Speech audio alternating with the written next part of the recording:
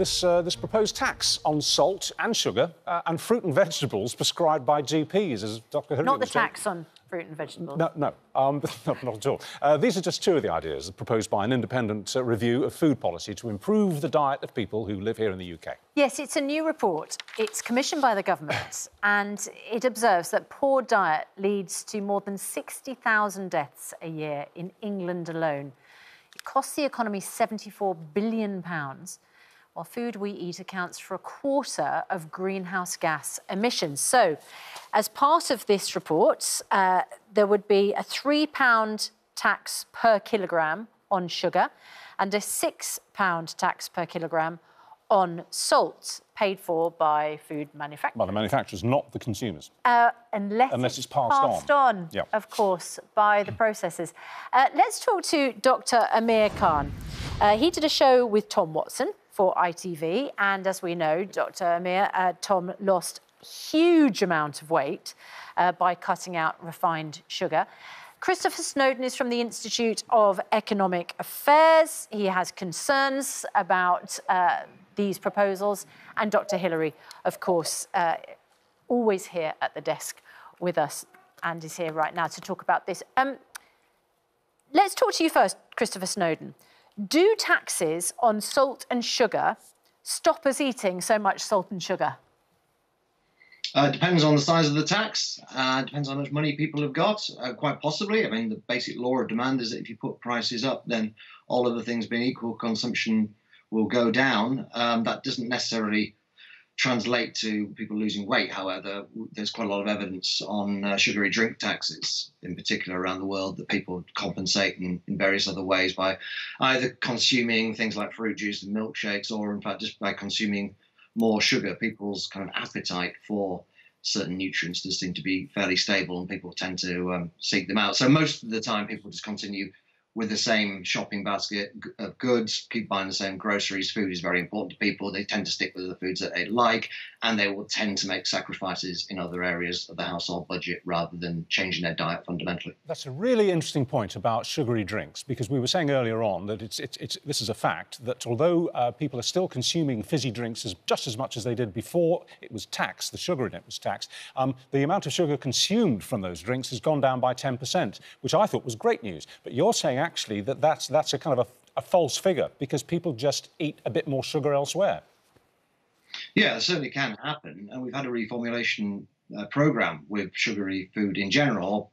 Processed sugary food has had a target which has not been met, but they have reduced the amount of sugar in lots of different foods. But the overall amount of sugar consumed per person has not changed at all since that programme came in. So, you know, human beings are pretty adaptable. They will continue to do what they want, generally speaking, in life. We're a fairly affluent country still. We're fairly free still. And so it makes it very difficult for government using a top-down approach to try and change people's diets. It's interesting as you're talking, Christopher Snowdon, because there's an advert, a vintage advert for Pepsi-Cola behind you. Eat better, sleep better, look better, feel better. Well spotted. Well spotted. Is that the message, do you think, that still stands in the current climate? It was a message about 100 years ago, whenever that was made. I'm not sure when it came out. It's a bit of memorabilia I have around my office. But yeah. Yeah. The thing is, Dr. Amir, the sugar in these products makes us feel better in the moment, doesn't it? The trouble is, long term, it's not such a good effect. Yes, morning everyone. Yeah, sugar does have some addictive properties. It's not truly addictive in the sense of the word, but it does stimulate parts of the brain that certain hard drugs can as well, like opiates and cocaine. So it gives you an immediate pleasurable feeling, and that makes you crave more of it. So you go back for more and you want to get that feeling again. I'm a GP with a special interest in diabetes. I manage some of our poorest controlled diabetic patients, and I see the effects of what obesity can do to people. I also work in one of the more socially deprived parts of the country, and I can see what poverty does to people, and the two go hand in hand quite a lot of the time.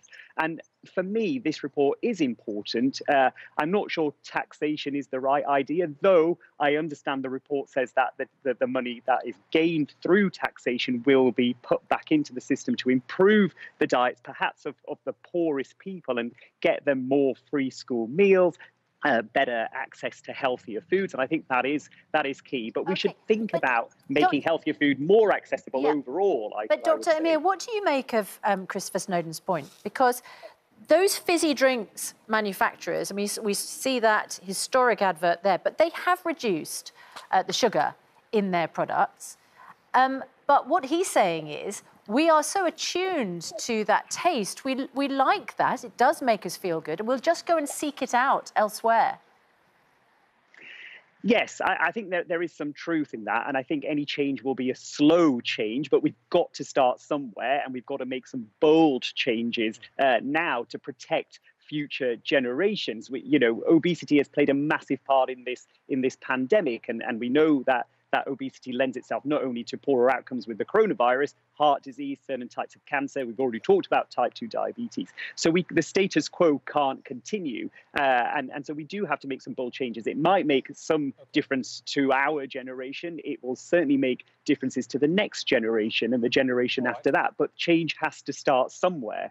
We have to start somewhere. Let's go to Dr. Hillary. And for people who are just coming to the programme and won't have seen what you said earlier, this to me was one of those interesting points. Let's talk about salt. And you were saying that much of the salt that we consume, whether we shake it out of a shaker or whether it's in the food, is sodium salt, which is very bad for us long term, for our circulation, our blood pressure and all the rest of it. But potassium salt, which is sold in the shops as low salt, it's not low flavour, it's actually very low in sodium. It's potassium salt, and that's much healthier. Why don't we simply switch to potassium salt? Well, it would be a good idea if many people did, and that's what many doctors advise their patients with high blood pressure to do, to consume less sodium salt and, if necessary, substitute it with some potassium salt. It tastes just as salty as sodium salt. Tastes just the same, yeah.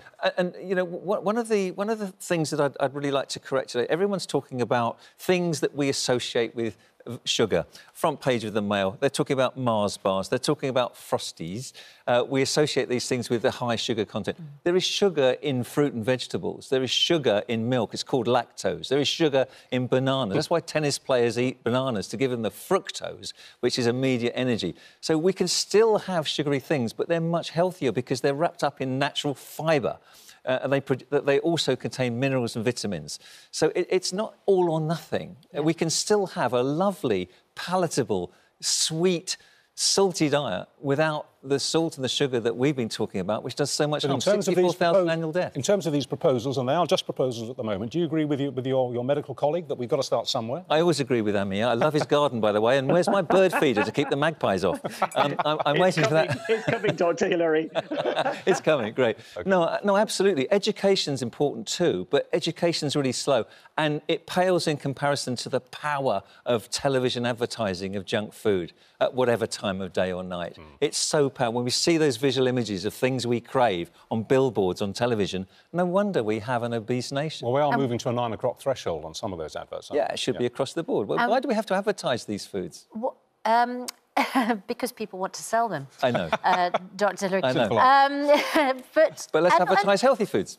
Yeah, absolutely. And that's one thing to do. And another suggestion is that we prescribe healthy foods. Yeah. That somebody with an issue would come to you and you would say, not just I prescribe surgery or I prescribe, you know, some kind of medicine, which is a huge burden, of course, to the NHS.